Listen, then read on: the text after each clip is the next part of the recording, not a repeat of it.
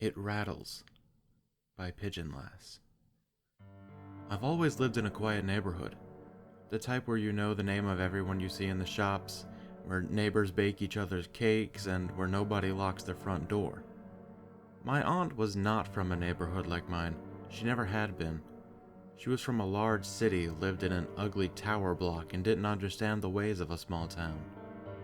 Everyone is so up in one another's business, she would say, and I told her that while this could be true, most people here were nice, and there was not as much gossip as I know a lot of small neighborhoods can have. Her lack of understanding for the ways of this town meant that she brought some of her city habits with her when she came to stay for a week. The most annoying being that she locked the front door every time she came into the house. This meant that the postman couldn't take any outgoing posts that I had or drop in any parcels. It also meant that I got a phone call from Miss Perkins one afternoon telling me that I had missed out on a slice of her freshly baked lemon tart. I had to go out for the first 2 nights my aunt stayed. It felt rude, but my colleague had called in sick, so I had to cover 2 of her night shifts. When I returned home the morning after both shifts, my aunt was already up, rubbing her eyes and complaining of poor sleep. A few times during the night there was this most awful rattling, she groaned. It appeared to be coming from the front door. I told you should be locking the door. I rolled my eyes at her without attempting to hide it. It'll be a branch on the window or the piping or something.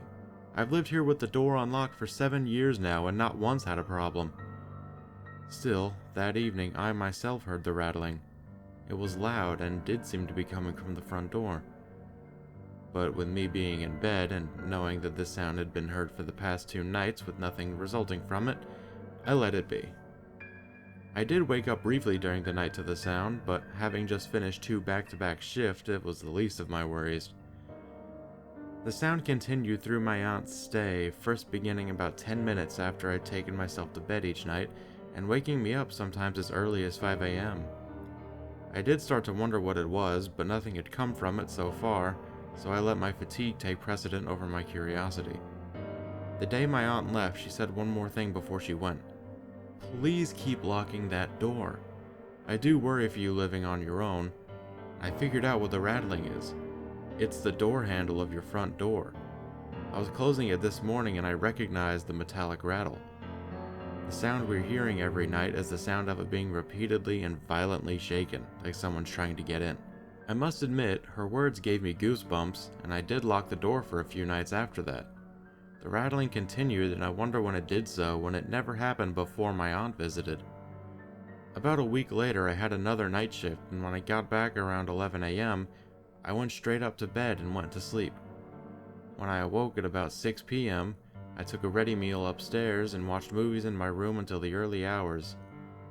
It wasn't until the next morning that I awoke and went downstairs that I realized I hadn't locked the door the evening before.